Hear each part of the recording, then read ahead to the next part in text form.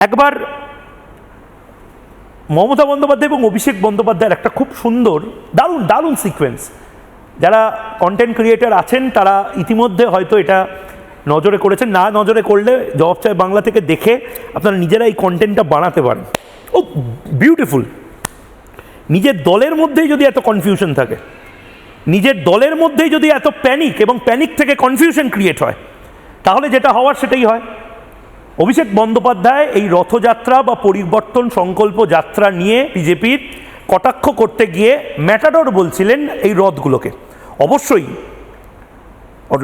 লালকৃষ্ণ আদবানির যে রথযাত্রা সেটাও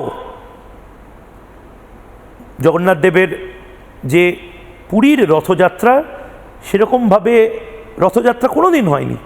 রথযাত্রা সংঘ পরিবার তাদের বরাবরই একটা বিশাল ট্রাক বা বাসে হয় বা কোনো লরিতে হয়, কিন্তু সেটাকেও কটাক্ষ করতে গেছিলেন অভিষেক বন্দ্যোপাধ্যায়। অদ্ভুতভাবে মমতা বন্দ্যোপাধ্যায় থামিয়ে দিয়ে বললেন, না না ওটা একটা লাক্সারি বাস।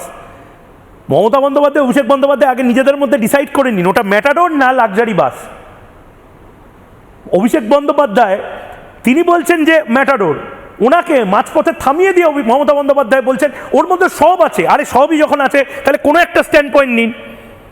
প্যানিক করছে কেন তৃণমূল কংগ্রেস এভাবে? যা কেউ একদিকে বাঁ দিকের মানুষজন এক কথা বলছে, ডান দিকের মানুষজন আরেক কথা বলছে। রথের প্রথা শুরু হলে উল্টো রথের প্রথা দিয়ে শেষ করতে হয়। আবার কিন্তু গুজরাট মধ্যপ্রদেশে যেতে হলে ওই ম্যাটাডোর করে রথে করে চড়ে যেতে হবে। ওটাকে সযত্নে সাজিয়ে রাখতে বলবেন। ওটা ম্যাটাডোর না, 5 স্টার হোটেল গাড়ি বাস। ভলভো বাসের থেকেও সুপার ভলভো, তাতে খাওয়া দাওয়া থাকা কিচেন আরাম সব আছে। তাহলে ভাবুন, এমন রথ যেখানে খাওয়া হচ্ছে, শোয়া হচ্ছে, মল ত্যাগ করা হচ্ছে, মূত্র ত্যাগ করা হচ্ছে। আমি নীলাদিদা আরেকবার আপনার কাছে আসার আগে আমি শুনবো, অভিষেক বন্দ্যোপাধ্যায় প্রথমে রথটাকে একেবারে ছেলে খেলা করে একেবারে নিচে নামিয়ে দিয়ে একটা ম্যাটাডোর, ওই লজ্জরে গাড়ি লরি এই সময়ের সাথে তুলনা করছিলেন। কোথায় রথ আর কোথায় ম্যাটাডোর এরকম একটা জায়গা তৈরি করছিলেন।